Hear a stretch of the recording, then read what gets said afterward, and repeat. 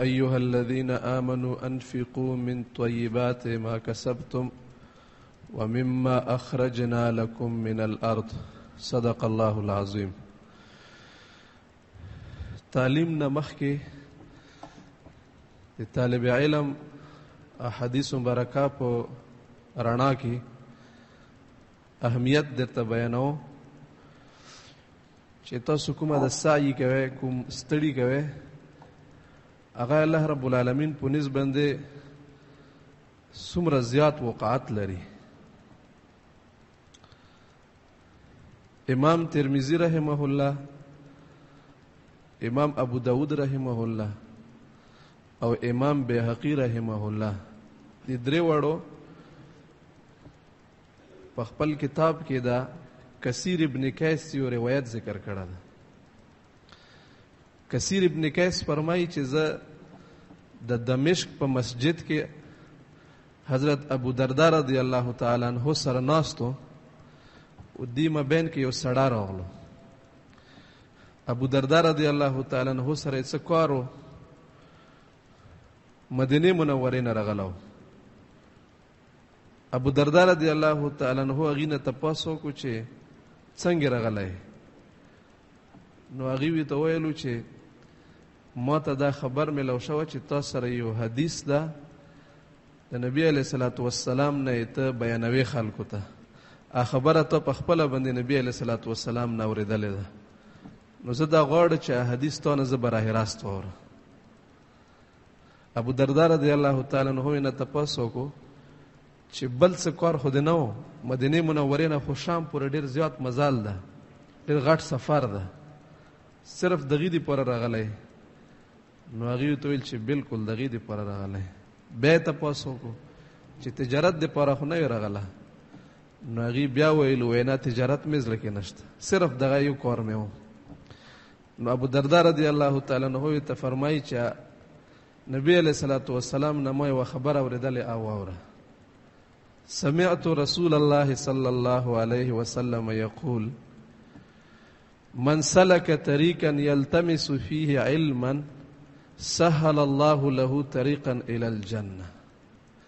چې څوک د طلب علم، دین علم زده کړې دپاره کور نارواوزي په لارې روان شي، د سړي دپاره الله رب العالمین د جنت لار اسانه کړي. بس دا جنت په لارې روان شو، د اخیری منزل به جنت وي. نمبر 1. دویم، ما نبی علیہ الصلوۃ والسلام نه اوریدلی دي وان الملائکه لتزو اجنحتها رزا لطالب العلم.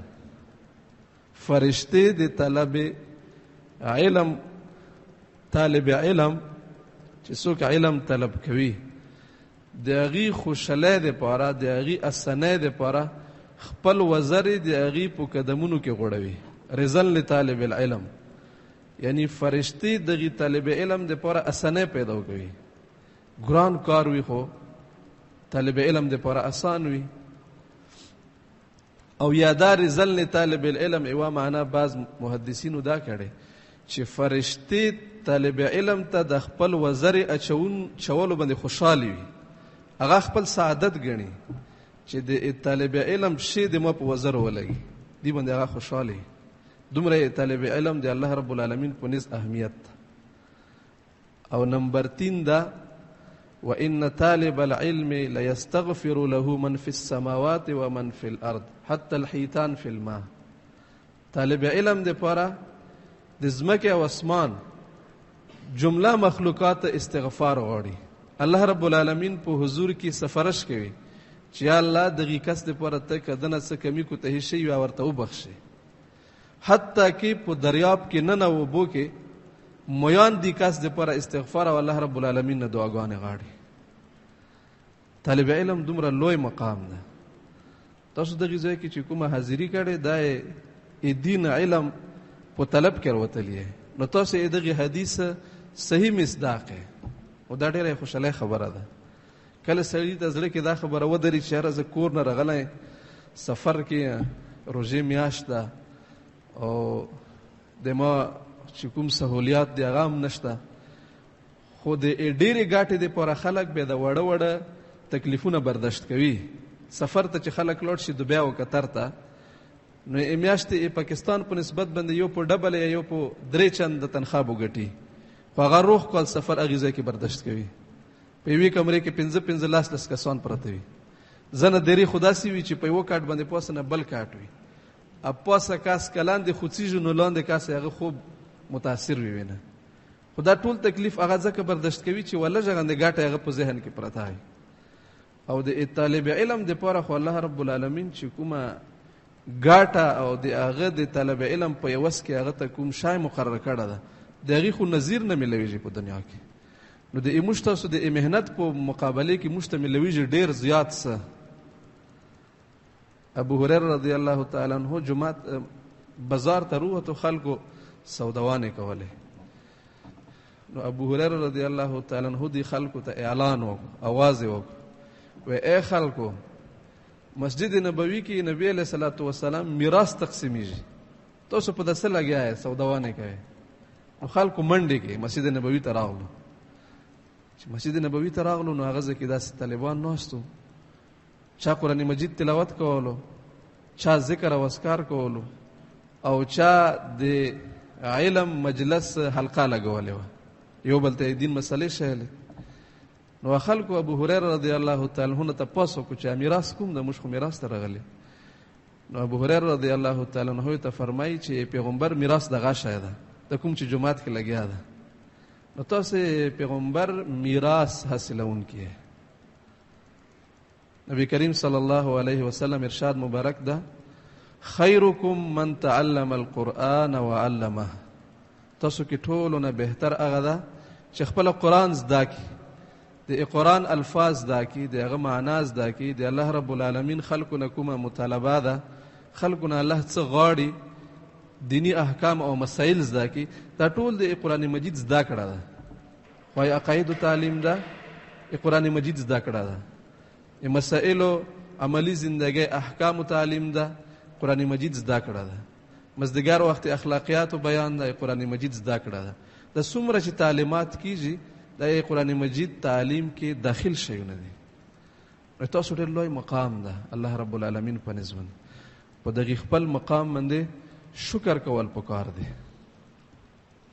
الله رب العالمین د مشته دغه خپل مقام دغه شکر او دغه د قدر کولو توفیق نصیب کی.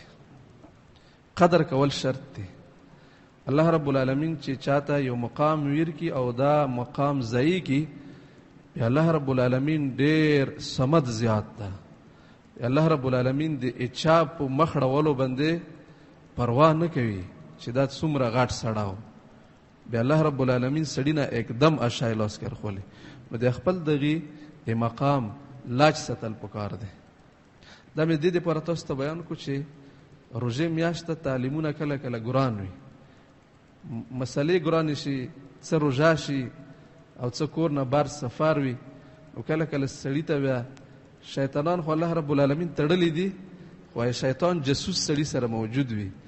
بزله کې کله کله ویر شي چې دا څه مسله شوه، دا خو ډېر ګران کار ده. ډېر ګران کار نه ده، دې په بدل کې تاسو ته ملویږي ډېر لوی شای. نو چې کله ډېر لوی شای ملویږي د لږ غندې مهنت دی تاسو حق جوړیږي چې وایي. زکات په تعلیماتو کې او سره تاسو ته د زکات هغه احکام او مسائل بین شیو چې یو سړی سره نقد پیسې، مال او دولت، مال مویشي، سونه او چندی موجوده وي، نو پاغي کې هر کال 40 حصہ ربع عشر سړی باندې زکات فرض کیږي. دې زکات نه علاوه د یو مسلمان سړی په مال کې چې مقرره وظیفه وي، نو 4 قسمه اموال نور دي. یو خو زکات ده، زکات 40 حصہ ده. زکات نه علاوه دویم شای حاصلات ارض دي، د ازمکه حاصلات، فصل، میوه، غله، په دې کې 10 او یا 20 حصہ واجب شي. دویم نمبر صدقه الفطر، هر سړی باندې د خپل سار او د خپل بچیو سار نه د عید الفطر 1 شوال صبح صدق کې دلو په وخت کې قدا مالدار او د غنمو 2 کیلو او کشمش یا کجوري او یا اوربشي د هغې 4 کیلو پوره ساع چې وی تیلی شي. نو دا یوه مقرره پیمانه ده. صدقة الفطر دا سړي باندې په کال کې یو ځل واجبېږي. معدنیات که یو سړی په خپل ځمکې کې یا په یوې غیر مملوکې ځمکې کې چې غرونو کې صحراګانو کې ځمکې کې سونا مونده کې یا چندي مونده کې یا پیتل مونده کې یا بل قسمه زیورات پیدا وکړي نو د هغې 5 حصه بیت المال ته ورکولی شي، 5 حصه. او 4 نمبر مال غنیمت ده. مجاهدین چې کله دشمن نه په جنگ کې څه شی حاصل کړي نو یې دغې ټول مال غنیمت 5 حصې 4 حصې مجاهدینو ته میلاو شي، 5 حصه بیت المال ته میلاوي. نو دا 4 قسمه اموال دي چې په هغې کې شریعت طرف نه یوه مقرره حصه د سړي په مال کې واجبېږي. اول نمبر په هغې کې حاصلات ارض دي. یا ایها الذین آمنوا انفقوا من طیبات ما کسبتم ومما اخرجنا لکم من الارض. کوم شی چې موږ ځمکې نه روبسو نو هغې نه تاسو خرچه کوئ. امام ابو حنیفه رحمه الله مذهب مطابق د سړي په ځمکې کې چې څومره فصل هم وشي میوه وشي خو هغه لږه وي او که ډېره وي په هغې ټولې کې 10 حصه ولی چې کله دغه فصل د اسمان په اوبو شوی وي. که یو سړی فصل ته هغه خپل کویونه او بار چګوي نو بیا هغې کې نصف عشر 10 حصه ده. خو کومې ځمکې چې هغه د اسمان په اوبو پڼه کېږي یا هغه نهرونه چې د هغې عام نهر وي او خلک هغې نه پڼې کوي یا غټ تالاب دی کلي ول هغې نه خلک پڼې کوي نو دغې ځمکې چې څومره حاصل ده د هغې 10 حصه ادا کول دا عشر ورته ویلی شي. عشر د ځمکې په هغې حاصل کې واجبېږي کوم شی چې مقصوداً د ځمکې مالک کاشت کې. مثلا غنم دی، په غنمو کې چې کله سړه غنم کاشت کې نو بوس هم ورسره کېږي او بوس قیمتي هم دی. یا یو سړي د امروتو باغ لګوله او یا د کجورو باغ ده او یا د اړو یا د مندتو باغ ده نو په دې کې میوه هم وي او میوې نه علاوه لرګام وي. لرګام قیمتي ده. خو خلک چې غنم کاشت کوي نو اصل مقصود پکې غلا وي. د بوس او لرګا میوې سره هغه طبعا خامخوار کېږي، هغې نه بغیر میوه کېږي نه. نو دا کوم چې مقصود ده هغې کې عشر واجبېږي. لہذا په بغونو کې صرف په میوې کې عشر واجب ده او په فصلونو کې صرف په غلې کې عشر واجب ده، په بوسو کې عشر نه واجبېږي. البته که داسې وشو داسې ګیا وه چې د هغې ګیا خپله باندې هغه مقصود وي لکه شوتالی د کوم خلک د هغه دپاره کري مال مویشي دپاره شوتالی شوي یا بل شی شنه ګیا چې هغه صرف ګیا وي بل شی نه وي او یا ځنه داسې بوټي دي چې هغې میوه نه وي لرګی خپله مقصود وي لکه کیکر یو سړي ځنګل ولګولو او یا یې د سفیدو ځنګل ولګولو. د سفیدې خو میوه نه وي هغه صرف لرګی وي. یا یې د پلوسې ځنګل ولګولو یا یې د ګرګورې یا د بل شي ځنګل یې ولګولو لرګي دپاره یې کش کړو نو بیا په دې کې لرګي کې هم عشر واجبېږي. او چې کله یې میوې دپاره یې بیا صرف په میوې کې عشر واجب ده او لرګي کې او بوس کې عشر نه واجبېږي. یو دویم دا چې بعض خلک د موږ په علاقې کې او نورو علاقو کې هم بغونه خولي او خرڅوي. د عشر وجوب دپاره خپله ځمکه کېدل هم نه دي ضروري. لہذا که ځمکه تو ته چا په سوال در کړې ده چېره په دې کې ته کاشت کوه نو په هغې کې تا باندې عشر واجب ده. که ځمکه چا په اجارې باندې خوستې ده په هغې کې هم عشر واجب ده. که یو سړي باغ خوسته ده په پیسو باندې په دې کې هم عشر واجب ده. حتی که عشر وجوب دپاره خو ځمکې مملوک کېدل هم نه دي ضروري. موقوفه ځمکه مدرسې ځمکه ده مثلا په هغې کې چا باغ لګوله ده د مسجد ځمکه ده په هغې کې چا کاشت کړه ده په هغې کې هم عشر واجب ده. نو چې کوم څوک بغونه خولي په هغې کې که د باغ داسې حالت کې دی خوسته و چې میوه بلکل پخه وه پوخ باغ یې خوسته و نو بیا به عشر خرڅوونکی لنډوي. او که باغ یې داسې حالت کې خوسته و چې شنه میوه وه پخه شوې نه وه نو بیا به دغې وخت کې عشر مشتري خوستونکی لنډوي. حکیم الامت اشرف علی تنوی رحمه الله په فرمایي چې که کچا باغ چا خوسته و نو بیا ډیره زیاته مناسبه او د انصاف خبره ده چې د اشنې میوې به قدر زکات په خرڅونکي راشي او د هغې نه بعد چې د کومه اشنې نه علاوه ګټه شوې ده هغه زکات په خوستونکي باندې راشي. مثلا یو سړی باغ خرڅ کو په 1 لک روپۍ باندې، 1 لک روپۍ نه بعد د خستون کې پکې 20,000 روپۍ ګټه وکړه، نو د 20,000 روپۍ زکات د خستون کلاند کې او د 1 لک روپۍ زکات د خرڅون کلاند کې، نو د ټول میوې زکات بم ادا شي او په یو سړي باندې به بوج هم نشي.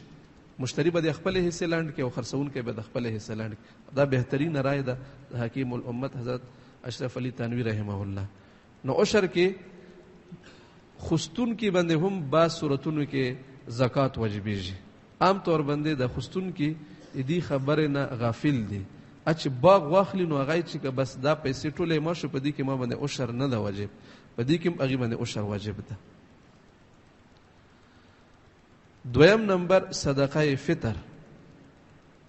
نبی کریم صلی الله علیه وسلم د رمضان روزه ختمېدلو نه بعد د عید شوال ریزه صبح صادق کېدلو کې فرض رسول الله صلی الله علیه وسلم زکات الفطر طهرة للصيام وطعمة للمساکین. د روزدار سړي پروژه کې کاغنه څه کمی کوتهی شي د غي صفایه د پاره نبی علیہ الصلوۃ والسلام په خلکو باندې صدقه فطر سرسیا چې موږ ورته یو آی مقرره کړی ده او په دې کې د مسکینان او غریبانو د ایروټه بندوبست ده، یو په کې حاجت پورا شي. صدقه فطر چې کوم سړی د نصاب مالک وي، مخکې زکات په باب کې تاسو ته مې نصاب چې کوم تفصیل بیان کړو، پای کې وا خبره داوا چې زکات په خاص اموالو باندې فرض کیږي، سونا چندی، مال مویشی، مال تجارت. خو صدقه فطر وجوب دی پر نصاب کې دا خبره نه ده ضروری چې هغه بډوتری کوون کوي. لہذا که یو سړی سره په کور کې غلا زیاتی پرتا و، د خپل خرچې نه علاوه یو سړی سره ډېره غلا پرتا ده، په هغې غلې باندې زکات خو نه وجبېږي. خو دا غلا که نصاب ته رسېدله 52 تولې چندي قیمت ته رسېدله، نو بیا د سړي باندې صدقه فطر واجب ده. صدقه فطر وجوب دی پاره د نصاب نمی کېدل، نمی معنی غټېدون کا بډوتری کوون کا، دا نه دی ضروري. لہذا که یو سړي سره د خپل حاجت نه زیاتی ګواډه ولاړو، زیاتی بنګلې وه، زیاتې کپړې وې، خو هغه دومره وې چې نصاب ته رسېدې، نو په ده سړي باندې صدقه فطر سرسیا واجب ده. سرسیا په مالداري سړي باندې خپل طرف نه هم واجب ده، د خپل وړو بچیو طرف نه هم واجب ده. او کوم بچا چې هغه د جنون په حالت کې بالغ شي د هغه سرسیا هم په ده واجب ده. یو خو هغه بچاوي چې بلغېدو په هغې وخت کې صحیح و تندرست و، بلوغ نه بعد بیا جنون ورته لاحق شو، لیوانا شو، دیوانا شو، نو بلوغ نه بعد که لیوانه شو بیا هغې سرسیا په پلار نه ده واجب. خو چې بلوغ په حالت کې یعنی بالغ داسې شو چې لیواناو، نو بیا د هغې سرسیا هم په پلار واجبه ده. د خپل وړو بچیو او د غاټ لیونی بچي صدقه فطر په پلار واجبه ده. د موږ علاقې خلکو کې اکثر دا وي چې بار سفر ته لاړ شي قطر او دبۍ ته، نو بیا پلار هغې ځای نه خپلو بچیو سرسیا ادا کوي.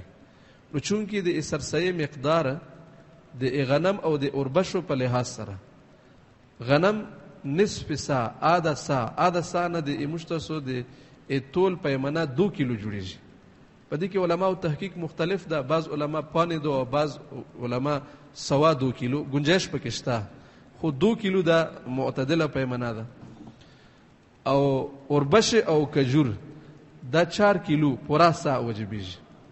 اوس عام طور باندې خلک غنم یا اوربش دا نه ورکوي په صدقه فطر کې، د هغې قیمت ورکوي. د قیمت ادا کولو طریقه به دا وي چې په کوم چا سرسیا واجبه ده، دا چې په کوم ځای کې وي هغې ځای کې د غیشي چې کوم قیمت د هغه به دا ادا کوي. که غنم ادا کولو بس غنم خو هر ځای کې غنم دی، 2 کیلو غنم د ادا کی، که په پاکستان کې ده او که په عربستان کې ده. خو که یو سړی هغه د غنمو په ځای باندې د غنمو قیمت لنډوي، نو چې کوم خلک په سفر کې دي هغه به خپل سرسیا د هغې ځای د حساب مطابق ادا کوي. هلته کې به غنمو 100 روپۍ جوړیږي، ریال خو مثلا ګران دی، د ریال هغه خو زیات ده، یو ریال د پاکستانی 40 نام اوس مو خیال باندې زیات ده، نو هغې ځای کې غنمو قیمت بیا زیات جوړیږي. او د موږ تاسو پاکستان کې اوس وخت کې که غنم 50 روپۍ کیلو وي نو بیا سرسیا 100 روپۍ جوړیږي، او که غنم 45 روپۍ کیلو وي نو بیا 90 روپۍ جوړیږي. ا بازار کې غنمو چې کوم نرخ د هغې مطابق سرسیې قیمت ده. خو چې کوم خلک بیرون ملک کې دي هغه چې کله خپل سرسایه ادا کوي او د خپل بچیو سرسایه ادا کوي نو دا به د هغې قیمت مطابق ادا کوي. د پاکستان د قیمت مطابق دو سرسایه به نه ادا کیږي. نو دویم نمبر د نن تعلیم چې کوم د سړي په مال کې مقرر شی وجبي صدقه فطر ده. او دریم نمبر معدنیات دي. یو سړی په خپل ځمکې کې په خپل ځمکه د کور نه چې علاوه وي ځکه که یو سړی په کوم ځای کې اوسیږي په دې کور کې چا خزانه مونده کا سونا چندی پیتل وغیره په هغې کې بیا 5 حصه نه وجبېږي. ټول د دې خپل شی ده. خو کور نه علاوه که په خپل ځمکې کې د کاشت په ځمکې کې او یا په یوې غریزې کې او یا په صحرا کې خزانه مونده کا نو دا خزانه د موندونکي حق وي. اوس د موندونکه به په دې ټولې خزانې کې 5 حصه حکومت ته بیت المال ته جمع کوي 4 حصې به د خپلې وي. او 4م نمبر شی مالی غنیمت ده. مالی غنیمت خو مسلمانو نه ير ده ځکه چې جهاد خو څوک کوي نه. مالی غنیمت خو الله حاصلېږي چې کله خلک جهاد کوي دا جهاد برکت وي چې دشمن نه سړی مال ونیسي نو په هغې مال کې مجاهدینو ته چې کوم نیوله ده 4 حصې میلویږي 5 حصه بیت المال ته میلویږي. د زکات او صدقات دا مختصر احکامو نه بعد په دې ټولو صدقاتو کې مشترک طور باندې 2 خبرو لحاظ ساتل ضروری دي. اول نمبر دا چې سړی کوم شای د الله رب العالمین په لیارې کې ورکوي نو په طیب نفس خوشدلی سره چې زړه خوشحال وي ځکه چې الله رب العالمین په لیارې کې یو شای خرج کول د سړي ضایع کیږي نه بلکې په هغې باندې هغه ته په څو چنده زیاته ګاټه میلویږي. ولا تیمموا الخبیث منه تنفقون ولستم بآخذیه.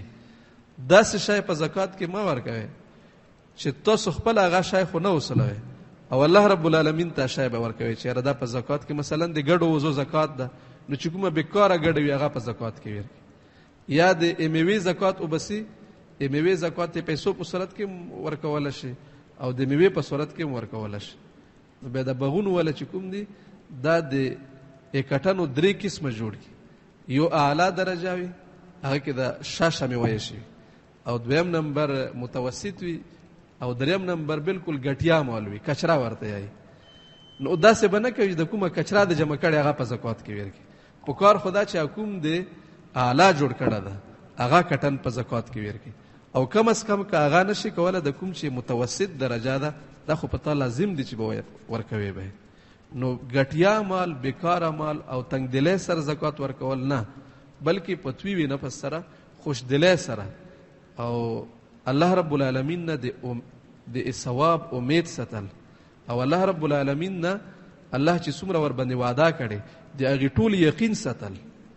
په اعمالو کې دا یوه غټه فلسفه ده چې یو سړی عمل کوي نو د هغه دا یقین وي چې ما ته به دې په عوض کې دا شی میلویږي ځکه الله رب العالمین د شای په دې باندې موږ تاسو سره وعده کړې ده مثل الذین ينفقون اموالهم فی سبیل الله. په دې د سړی خوف کوي چې زه د کوم عمل کوم د ما عمل به په طول پوره نه وي کېدای شي ما نه پکې ریاکاري شوي وي شریعت طریقې مطابق مې نه وي کړه خدا به یقین ساتي چې ما الله رب العالمین په لیارې کې صدقه وکړه دا به الله رب العالمین ما ته آخرت کې ذخیره کوي بیا به ولې تاسو ثواب میلویږي. نو اول نمبر شاید دا چې په خوشدلی سره زکات او صدقات ورکول. دویم نمبر چې کله یو سړی عمل وکړي دغې عمل محفوظول ډېر ګران کار وي خاص کر د صدقاتو. یا ایها الذین آمنوا لا تبطلوا صدقاتکم بالمن والاذى.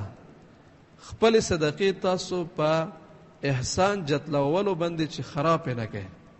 چاته د پیسې ورکړي دي سبا ته خلکو په مخ کې پیغور ورکوي وای پرون خو ما ته 3000 روپۍ درکړې او نن ته ما سره خبرې کوي نو دې سره تاسو صدقه خو د لاړه ضایع شوه.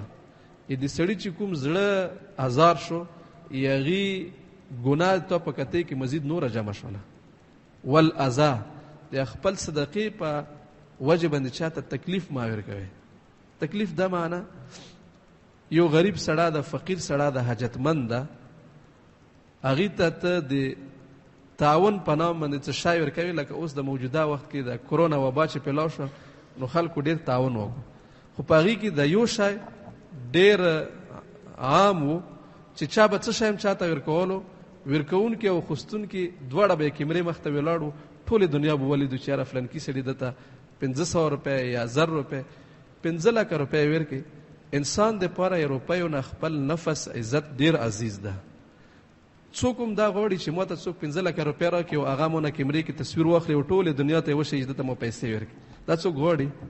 خو فقیر هغه خو حاجتمند وي، هغه به امر مجبور وي دې خبرې ته چې اسې ورکوونکه پیسې درکوي نه چې څوک پرې تونه تصویر نه یې خواسته، نو هغه دغه شی بس ازار و غړاپ دا پیسې واخلي او تصویر کې ټوله دنیا وګوري چې سړي پیسې وصول کړي.